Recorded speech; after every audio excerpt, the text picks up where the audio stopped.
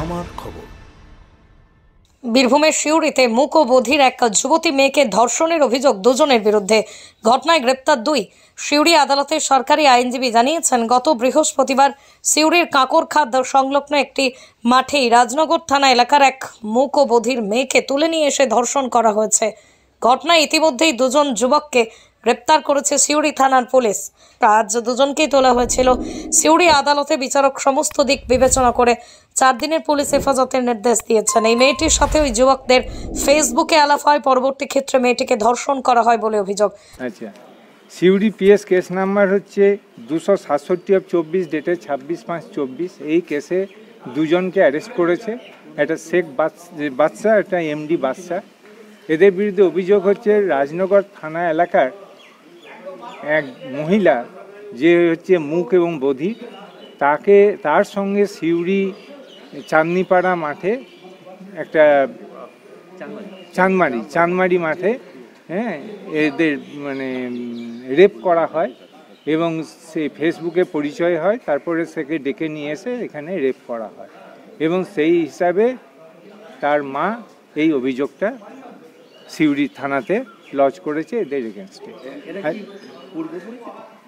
এরা ফেসবুকে পরিচয় হয়েছে, ফেসবুকের মাধ্যমে এর সঙ্গে পরিচয়, সেই সোর্সে মেলামেশা এবং এখানে এসে তাকে ডেকে এনে তার সঙ্গে রেপ করা হয়। মেয়েটা কি মুখ এবং বধির। এটা হয়েছিল কবে আর অভিযোগ কবে? এইটা হয়েছে আজ থেকে 2-3 দিন আগে।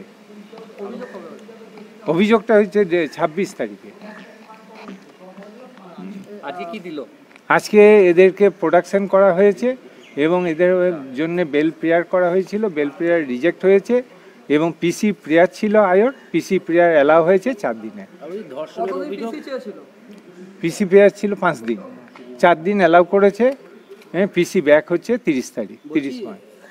ধর্ষণের অভিযোগ একজনের বিরুদ্ধে না একাধিকজনের বিরুদ্ধে? না, দুজনের বিরুদ্ধেই করা হয়েছে। একজন হেল্প করেছে যে বন্ধু, আরেকজনের হচ্ছে রেপের সঙ্গে জড়িত। যদিও সমস্ত অভিযোগ অস্বীকার করে মেয়েটির অভিযোগ মিথ্যা বলে দাবি করছেন অভিযুক্ত পক্ষের আইনজীবী সুকুমার ঘোষ। সিউড়ি থানায় একটা মামলা করে অভিযোগ করেছিল, এক ভদ্রমহিলা মামলা করেছিলেন রাজনগরের।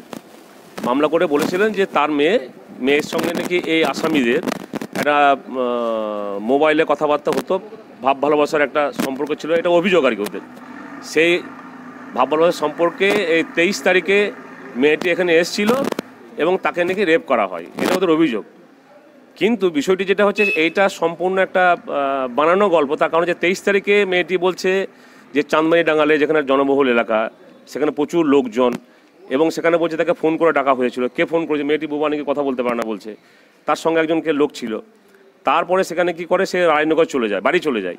বাড়ি চলে যাওয়ার পরে তার বক্তব্য যে সেখানে চলে যায়, তার 3-4 দিন পরে সে সিউড়ি থানাতে অভিযোগটা করেছে। এটা আসামির কাছ থেকে যেটা জানা গেল, এটা একটা সাজানো গল্প। এবং এটাও জানা যাচ্ছে যে ভদ্রমহিলা যিনি মামলা করেছেন আর কি, যিনি মামলা করেছেন, এই মেয়েটি নাকি যে ভিকটিম, সে নাকি আরও অন্য ছেলের সঙ্গে এরকম ঘটনা ঘটেছে আর কি। এই ভিকটিম নাকি আরও অন্য ছেলের সঙ্গে এরকম ঘটনা ঘটেছে, তার এটা নাকি পেশা। এরা আসামিদের কাছ থেকে পরবর্তী ক্ষেত্রে জানতে পারলাম যে এটা নাকি সে এরকম করে বিভিন্ন লোকদেরকে ফাঁসিয়ে মামলাগুলো করে আর কি। বোলপুরের ভুবনডাঙ্গায় নজরুল পথের পাশে তৈরি হচ্ছে অভিপ্সা অ্যাপার্টমেন্ট।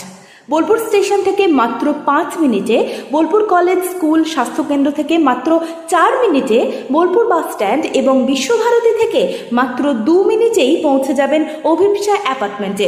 রয়েছে নানান উন্নত মানের সুযোগ সুবিধা। অফিসের ঠিকানা Sanvi apartment 2, ground floor, Ramakrishna road, Bolpur. Booking করতে সত্বর যোগাযোগ করুন এই নম্বরে। দেখতে চোখ রাখুন আমাদের ফেসবুক ও ইউটিউব চ্যানেলে।